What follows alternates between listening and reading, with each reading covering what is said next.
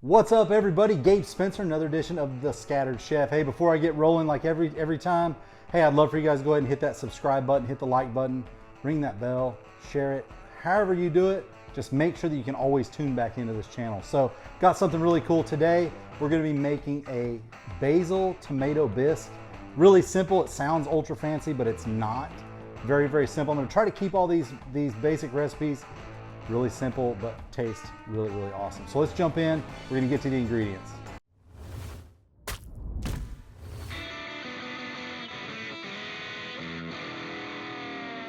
All right, guys, ingredient list. I love throwing this up very first thing because there's a lot of cooking shows that I've watched in the past, and it's like a culmination of all the ingredients. I'm trying to get them together. So that's one reason why I always put these out first for you guys. So first thing we're gonna need is about 2.5 to 3 pounds of Roma tomatoes.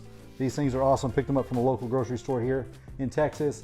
We're gonna need 1 yellow onion, 1 whole entire head of garlic, some olive oil, heavy whipping cream, fresh basil, fresh thyme, about a tablespoon of sugar. We're gonna need about a tablespoon of Italian seasoning, about half a tablespoon of salt, and some diced tomatoes. So let's get all this opened up and we're gonna get this combined. We're gonna get it in the oven, get it roasting. It's gonna be awesome. Stay tuned. All right, guys, so first thing we're gonna need is just our regular baking sheet. What we're gonna do now is we're gonna take our fine Roma tomatoes and we're gonna just split these in half and place these on our cookie sheet. Try not to overcrowd them when you're doing this. Don't worry about the seeds, anything like that. We just want to get a nice roast on these. Like this, all laid out. If you get them too crowded, they'll actually kind of sweat too much. I don't know what the reason, I guess the airflow around them or whatever. Don't want to overdo it. About 2.5 pounds, 3 pounds of these Roma tomatoes is all you need. Probably gonna do one more. One there. Now I'm gonna take, well, I've got this here. I'm gonna go ahead and take my head of garlic. I'm gonna cut about a quarter inch, maybe ½ inch off the head of it. Just like that, where it actually exposes each one of the cloves, all right? Don't worry about all the paper or anything like that. Then we're gonna take some foil. We're gonna kind of make a little foil nest out of this. I'm gonna tell you what, if you guys have never just had straight roasted garlic before, it's not, I mean, it's gonna make you smell like you wouldn't believe, but it doesn't matter because it tastes awesome. So I kind of just make a little nest out of it here like this, because just to catch some of the maybe oils and juices and things like that. Just like that, wrap it up. I'm gonna put a little bit of olive oil over the top, just a little dash of olive oil. And then I'm gonna take some kosher salt and a little fresh cracked pepper on the top of that. And then I'm gonna set this right here on the edge. And I'm gonna get this in the oven, 450 degrees for about 30 minutes. And that's gonna go ahead and start really breaking these tomatoes down, and this garlic's really gonna start roasting up. It's gonna smell awesome. We're gonna do some other stuff with some onions and the rest of the ingredients that we had on that list. While we're waiting for this to get done, we're gonna get that stuff getting sweated down. So watch this. All right, so yellow onion. Gonna go ahead and cut this top quarter piece off of it. Split it in half. Take this skin off the outside. I always take the first layer off as well. It's just a pain in the butt to sit there and try to wrestle just that paper off. Some of you guys are probably gonna go, man, you're wasting some onion. Well, sorry about your luck. It's faster, which is what I care about. I get hungry. Like I cook in these shows and I'm starving half the time because I gotta taste all this stuff. A lot of times we record like 2 or 3 episodes in one time, so I just do a wardrobe change. I mean, you get hungry, right? Okay, so we're just gonna put a quick chop on this.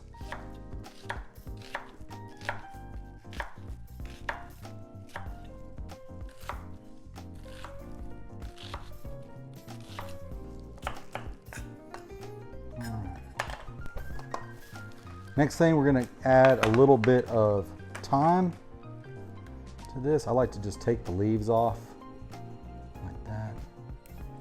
I don't like the sticks in there. Just get all the little leaves off. And I love thyme, so I will sometimes overdo it on the thyme. Real simple, just pull against the grain of those thyme sprigs. And if you don't have access to fresh thyme or can't get any, whatever, dried is just fine. It'll work. I really do this for you guys. I'd like to show you guys the right way, the best way, and then you can go from there. Try not to ever cheap out on ingredients. You know, this one I've actually got a can of tomatoes, and I'm like kind of freaking out on that. But the recipe calls for it, and it works really great. A few little sticks get in there, not a big deal. We're gonna, because when we put this in that immersion blender, it's gonna blend a lot of that stuff up anyway. The thyme little stems are really rough and hard and coarse, like little pieces of wood. And a lot of times too, when I'm doing this, I'll kind of roll it in my finger, and it really lets a lot of the oil out, which helps it out. So you can kind of just roll that up in your hand, throw it in there. During the summertime, early spring, I always plant some thyme because it grows really well. It's easier than having to go get a box of it for like $4. It's dumb.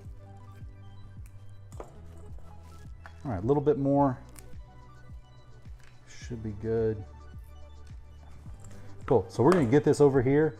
I got a cast iron skillet with a little olive oil in it. You can get this started sweating down and get it caramelized. All right, a little olive oil, bottom of the pan.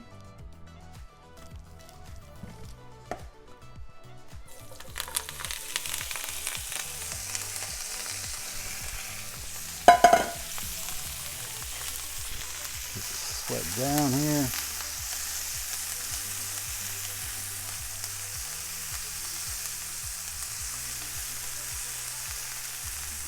And at the time that we're shooting this video, we're actually shooting also our chicken stock video and what to do with a 10-pound bag of chicken. So if you haven't seen that video, go back down or maybe go back up and you'll see that one. So make sure to watch that one too. So I want to cook these until they just start to get translucent, kind of let the aromatics out in that fresh thyme.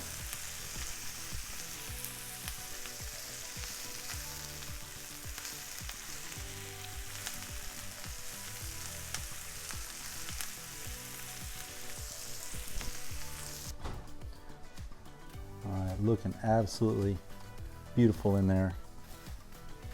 You can see the tomatoes are blistering up, the garlic's starting to get a little char to it.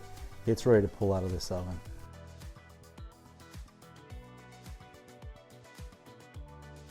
All right guys, so I've got everything roasted down. I've got the tomatoes roasted, I've got the garlic roasted.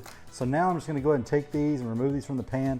I like to get a little bit of char on there. So if you guys can see that char, that's what I'm looking for. This is that char that I'm looking for. It just adds a little bit different flavor profile to my final product here. Just pull these off of here.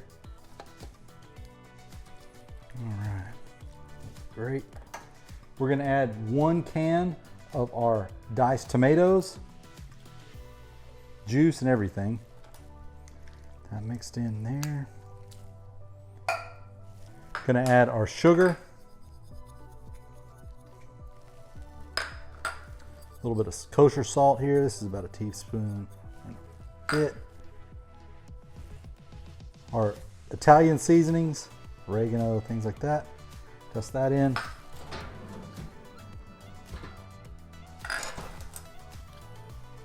Add in our 4 cups of chicken stock.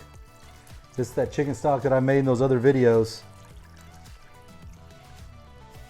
Awesome stuff. If you haven't seen that, make sure to check that video out. Now we're gonna add our fresh basil. Pull that off of there. I don't want the sticks in there, just the leaves. It's normally about a 1/4 cup. I'm not really measuring a lot. I'm just throwing in there, and you can taste it as you make it and see what you like. If you think it needs more basil, or you got some basil that's pretty strong, do whatever you want to do. Whatever you want to do. But I like basil, so I'm going to throw quite a bit of basil in there.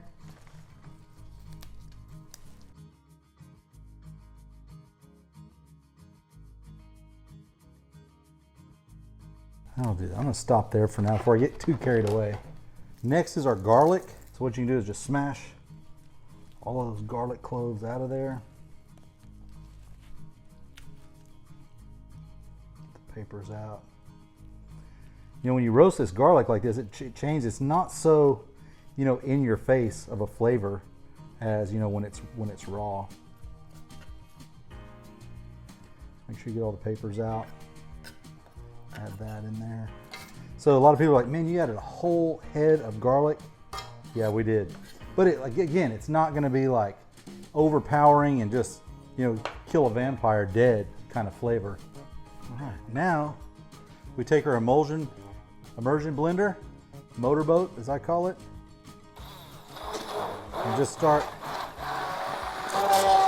getting this mixed in.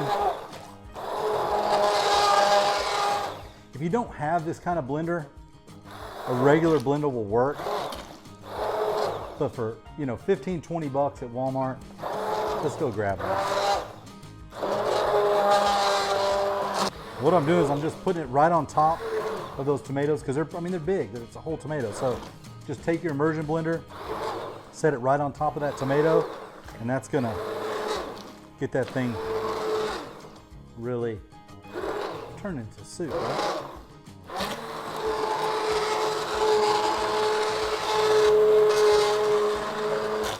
That's awesome. So now the next step, because this is really thin, so now what we want to do is we're going to get this on the stovetop. We're going to get this simmer for about 20, 25 minutes, 30 minutes, until it starts to get that really good, that good soup texture to it. So I'm going to get this back on the stovetop, get it simmered, and I'm going to be back and we're going to eat this. We're going to show you exactly how awesome this soup really turned out. Okay guys, so I've got this back on the stovetop. Really simple. It's a little thin right now, so what I'm going to do is I'm going to get this cooked down, get it simmering for about 20, 25 minutes. It's going to start to really thicken up. We're going to add a little bit of cream to it, and it's going to be on. So we're going to test it. So it smells so awesome right now. Like, I can't wait. I wish I had some grilled cheese sandwich, just dunk it right in there. All right guys, so I've had this tomato bisque simmering for about 30 minutes, 25, 30 minutes now. One thing I want you guys to be careful of is when you have those basil leaves and they're starting to have big chunks, don't be alarmed. Just let it keep cooking, let it keep simmering. Keep running that emulsion blender through it, and it's going to start to smooth out. If you want to get a little more red coloring to it, add a little bit of paprika, or add a little bit of just tomato paste. It's going to bring that color to really after that really bright red, vibrant red color for your soup. So now that I've got this, simmering down, starts to look a lot more like a nice soup here. I've kind of broke it around from those edges. Now I'm going to take 2/3 of a cup of heavy cream. I'm just going to dump that into it there. And I'm just going to start to fold this in. And if you want to add a little bit more cream to it, just taste it. Mess with the salt, mess with the sugar content of it. Whatever you like is going to be correct. So you guys, with this recipe, you've got the base to it. So, if you want to pair this up with an awesome grilled cheese sandwich, which I have a video for that as well. So check down through the rest of my videos to make an awesome adult grilled cheese. It's killer.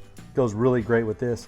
But this is something really simple that you guys can actually freeze. You can, save for a later date, because it makes quite a bit of this awesome bisque here. So, all right, so nice little ladle of soup here.